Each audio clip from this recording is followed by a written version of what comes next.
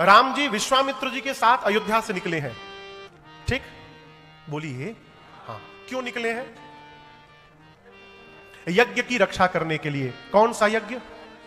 ना, विश्वामित्र जी के यज्ञ की रक्षा करने के लिए। कौन सी यज्ञ की रक्षा करने के लिए? बक्सर में विश्वामित्र जी के आश्रम के यज्ञ की रक्षा करने के लिए राम लक्ष्मण जी अयोध्या से विश्वामित्र जी के साथ निकले। भगवान ने यज्ञ की रक्षा की। रक्षा करने के बाद कुछ दिन राम जी वहां रहे। फिर एक दिन विश्वामित्र जी ने कहा, राम जी एक और यज्ञ मिथिला में होने जा रहा है, आपके आने से पता चला आप यज्ञ रक्षक हैं, यदि आप मिथिला चलेंगे तो जनक जी के भी यज्ञ की रक्षा हो जाएगी, आप चलेंगे? राम जी बोले, जो आज्ञा। चले राम जी। रास्ते में राम जी ने किसी का उद्धार किया है। किसका? अहल्या मैया का। लेकिन आप दर्शन करिए, राम जी ने किया नहीं है, राम जी से करवाया गया है। किसने करवाया? विश्वामित्र जी ने। क्या कहा? गौतम नारे श्राप बस उपल देह धरि चरण कमल रज चाहते कृपा करहु रघुवीर। श्री विश्वामित्र जी ने कहा, राम ये गौतम ऋषि की अर्धांगिनी अहल्या है, श्राप के कारण शिला की हो गई है, आपके चरण के रज से ही इनके श्राप का मोचन बताया गया है। अस्तु हे राघव कृपा करहु रघुवीर। ऐसा बिल्कुल नहीं है कि राम जी जानते नहीं थे। प्रभु जानत सब भगवान तो सब जानते हैं। लेकिन दर्शन करिए, श्रेष्ठ के साथ रहा जाए तो अपने मन से व्यवहार करने से बचना चाहिए।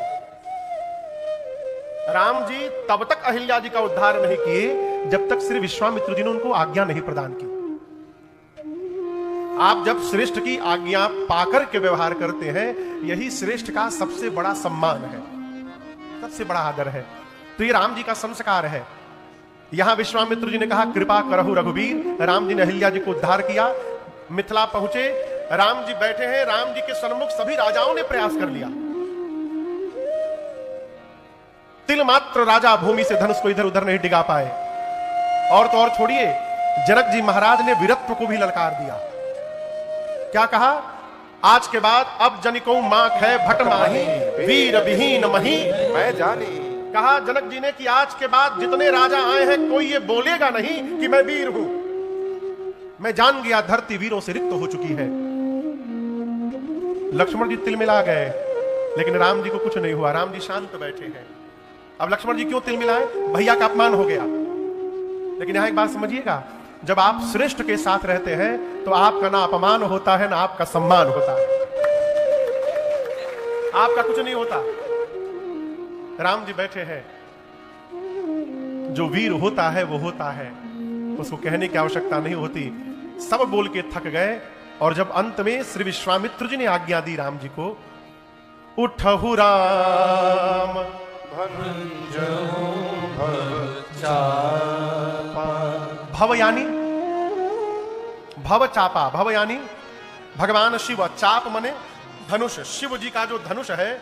उठहु राम भंजहु भव चापा। और इतने में नहीं चुप हुए, मेटहु तात जनक परिताप। श्री विश्वामित्र जी ने 2 कार्य करने के लिए राम जी को कहा। कितने काम? 2। कितने काम?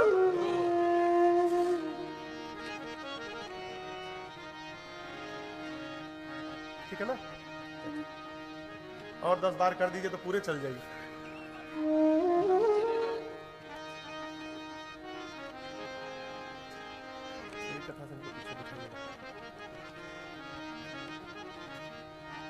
कितने कार्य करने के लिए कहा? पहला काम क्या है?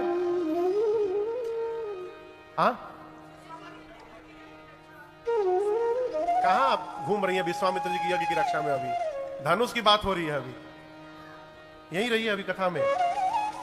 कितने कार्य करने के लिए कहा? पहला काम उठहु राम भंजहु भव चापा, धनुष को तोड़िए। और दूसरा कार्य मेटहु तात जनक परितापा, जनक जी का परिताप समाप्त करिए। परिताप यानी जनक जी का दुख। जनक जी का दुख, जनक जी की चिंता ये नहीं है कि धनुष नहीं टूटा, ये दुख नहीं है उनका। देखिए, जिस दिन मां जानकी ने वाम कर से धनुष को उठा लिया बाएं हाथ से, उसी दिन जनक जी को यह पता चल गया था कि मेरे घर में शक्ति ने अवतार लिया है। श्री जनक जी मां के स्वरूप को जान गए कि तो भगवान की आह्लादनी शक्ति है, और यदि भगवान की शक्ति आ गई है तो उस शक्ति का वर्ण करने के लिए भगवान अवश्य आएंगे। इनका वर्ण भगवान को छोड़कर दूसरा कोई करने वाला नहीं है। जनक जी महाराज अपने सौभाग्य का दर्शन करने लगे। मैं कितना बड़भागी हूं, हमारी बेटी के चलते आप हमको भगवान का दर्शन प्राप्त होगा। ये जनक जी की सोच है कि मैं भी उनका भगवान का दर्शन करूंगा। देखई हम स्वरूप हरि। जनक जी तो महाराज इस चेष्टा में थे कि जो धनुष्वा उठा के तोड़ देगा वही भगवान होगा और हमको भी दर्शन मिल जाएगा। लेकिन जब किसी भी राजा से धनुष नहीं हिला तो जनक जी महाराज इस दुख में आ गए कि लगता है हमारे जीवन की भक्ति अभी उतनी पकी नहीं है कि मैं भी भगवान का दर्शन कर पाऊं, मैं दर्शन से वंचित रह गया। ये उनके मन का दुख है। विश्वामित्र जी ने कहा धनुष को तोड़िए और जो जनक जी का दुख है उसको समाप्त करिए। बताइए कि आप वीर नहीं, आप ही वीरों के वीर रघुवीर हैं। अपना परिचय दीजिए राम और दर्शन करिए। जब किसी श्रेष्ठ की आज्ञा पाकर आप कोई कार्य करने चलते हैं तो फिर आप करते नहीं हैं, श्रेष्ठ की आज्ञा ही आपसे कार्य पूर्ण करा देती है। इसलिए घर से कोई भी काम करने चलिए, माता पिता को प्रणाम करके और उनसे आज्ञा लेकर के चलिए। माता पिता नहीं है, उनका स्वरूप है, स्वरूप को प्रणाम करके और उनसे मानिए कि साक्षात बैठे हैं, अनुमति लेकर के चलिए। परिणाम क्या हुआ? जिस कार्य को धरती का कोई राजा नहीं कर पाया उस कार्य को भगवान ने क्षण मात्र में करके दिखा दिया। जितनी देर में बिजली चमकती है उतनी देर में भगवान ने धनुष को उठाया, चुकाया, प्रशंसा चढ़ाया, तोड़ दिया। भरे भुवन घोर कठोर रवर विभाग मारक चले दिग्गज डोल मई बोल पूर्व कर्म। भगवान ने धनुष को तोड़ा। धनुष के टूटने की ध्वनि इतनी तीव्र थी, भगवान सूर्य अयोध्या के ऊपर आकर इस धनुष यज्ञ का दर्शन कर रहे थे, वो भी नहीं देख पाए। धनुष के टूटने की आवाज आई, आवाज सुनकर उनके रथ के घोड़े इधर उधर भागने लगे। पाताल में शेषनाग कलमला उठे, धरती पर सबने कान बंद कर लिया। ये कैसी ध्वनि आ गई? गोस्वामी तुलसीदास जी कहते हैं राम जी ने शंकर जी के पिनाक को खंड खंड कर दिया। पूरी सृष्टि बोलिए सियावर रामचंद्र भगवान की जय। लेकिन आप राम जी को देखिए, कार्य संपन्न हो तो कार्य में कर्ता को शून्य हो जाना चाहिए। कार्य यदि पूर्ण हो तो कार्य की पूर्णता के समय कर्ता को शून्य हो जाना चाहिए, तब कार्य दिखाई पड़ेगा। और यदि कर्ता दिखाई देने लगेगा तो फिर कार्य शून्य हो जाएगा। पूरी धरती पर खलबली है। और राम जी प्रभु दो चाप खंड महिलारे, प्रभु दो चाप खंड महिलारे, देखे लोग सब भय सुखारे, देखे लोग सब भय सुखारे। मुदित कहाही जाता नर नारी, मुदित कहाई जाता नर नारी, वंदे राम शंभु हरे, वंदे राम शंभु हरे, वंदे राम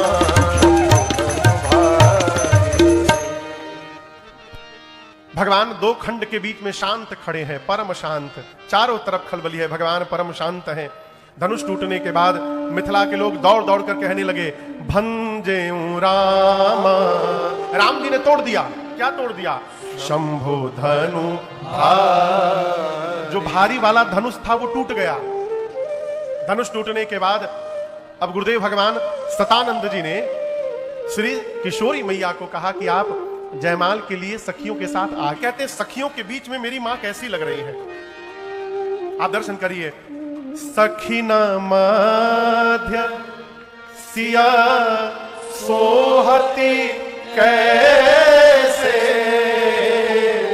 छवि गण मध्य महाछवि जय। ऐसे लग रहा है कि छवि के बीच में महाछवि आके खड़ी हो गई हो। मां के कर में जयमाल है, सीता मैया को लेकर सखियां आई। गुरुदेव ने कहा कि जयमाल पहनाया जाए। किसको? किसको? राम जी को। दर्शन करिए, राम जी के हाथ में जयमाल नहीं है। किसके हाथ में है? उस माला का नाम है वरमाला। जो विजयी हुआ है उसके लिए वो माला है, उसका नाम है जयमाल। जिसकी जय जयकार हुई है ये उसकी माला है, उसका नाम है जयमाल। वरमाल उसका नाम है ना। लेकिन आप विडंबना देखिए, आजकल विवाह हो रहा है तो एक ठे माला दुल्हवो पकड़ा है। वो कौन माला? वो बधू माल लिया है, वो बधू माल है। क्या है? माला केवल सीता मैया ने राम जी को पहनाया, राम जी ने मां को माला नहीं पहनाया। मां भगवान का वर्ण कर रही है, इसलिए मां ने जयमाल पहनाया। समझ रहे हैं अशोक दा? मां के हाथ में जयमाल है। चतुर सखी ने कहा सीता जी से, चतुर सखी लखी कहा बुझाई पहिरावहु जयमाल सुहाई। गोस्वामी जी कहते हैं चतुर सखी ने देखा कि राम जी लंबाई में बड़े हैं, सीता जी छोटी हैं, तो हो सकता है सीता जी पहनाने जाएं तो राम जी और पानी ना जाए। तो बोल करके नहीं बोली, आंख से बोली कि राम जी को पता ही नहीं चले, सीता जी तुरंत पहना दे उनको। तो उसने आंख के इशारे से कहा। गोस्वामी जी कहते हैं चतुर सखी लखी कहा बुझाई, आंख से कहा। जैसे मां से कहा, मेरी मां सुनत जुगल कर माला उठाई, प्रेम विवश पहिराई न जा। मेरी मैया सुनी तो दोनों हाथ से माला उठाई जयमाल, लेकिन प्रेम की अतिशयोक्ति होने के कारण मां पहना नहीं पा रही हैं। एक महापुरुष कह रहे थे कि सीता मैया माला उठा के ऐसे खड़ी हो गई। राम जी देख रहे हैं कि अब डालेंगी अब डालेंगी, अम्मा डाल नहीं रही, चुपचाप माला पकड़ी उठाकर। राम जी ने पूछा पहना क्यों नहीं रही हैं, इतना विलंब? सीता मैया ने कहा आपने धनुष तोड़ने में क्यों देरी की? आपने धनुष तोड़ने में विलंब किया, अब मैं आपको जयमाल पहनाने में विलंब करूंगी। राम जी बोले मैंने कहां विलंब किया? गुरु जी बोले मैं आके तोड़ दिया। सीता मैया बोली पता है आप गुरु आज्ञा का पालन करते हैं, उनके कहने के बाद ही तोड़ने गए, लेकिन गुरु जी ने कहा तो आपको सीधे धनुष के पास जाना चाहिए था। आप हाथी की चाल में झूमते झूमते कभी उनको दंडवत, कभी उनको दंडवत, कभी इधर दंडवत, कभी उधर दंडवत, जाके धनुष की गोल गोल परिक्रमा लगा रहे हैं। इतना टाइम क्यों किल किया आपने?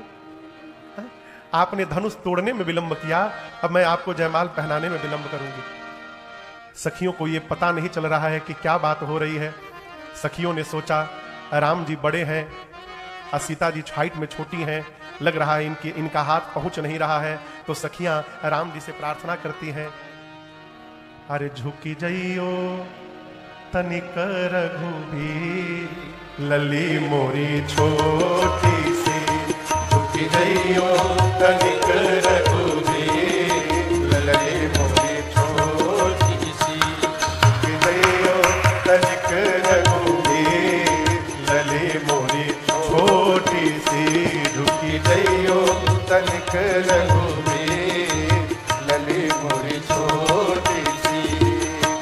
छोटी सी लली छोटी सी, छोटी सी लली छोटी सी, झुक जइयो तनिक रघुबीर लली मोरी छोटी सी, झुक जइयो तनिक रघुबीर लली मोरी छोटी सी। तुम ऊंचो कर पहुंचत नाहे, तुम ऊंचो कर पहुंचत नाही, कर पहुंचत नाही, कर पहुंचत नाही, कर पहुंचत नाही, कर पहुंचत नाही। तुम ऊंचो कर पहुंचत नाही, तुम ऊंचो कर पहुंचत नाही। क्यों बनते हो बेपीर लली मोरी छोटी सी, झुक जइयो तनिक रघुबीर लली मोरी छोटी सी। कब से खड़ी सिया पाय पिरानी, कब से खड़ी सिया पाय पिरानी, कब से खड़ी सिया पाय पिरानी, कब से खड़ी सिया पाय पिरानी। अरे परना धरो मेरो धीर लले मोर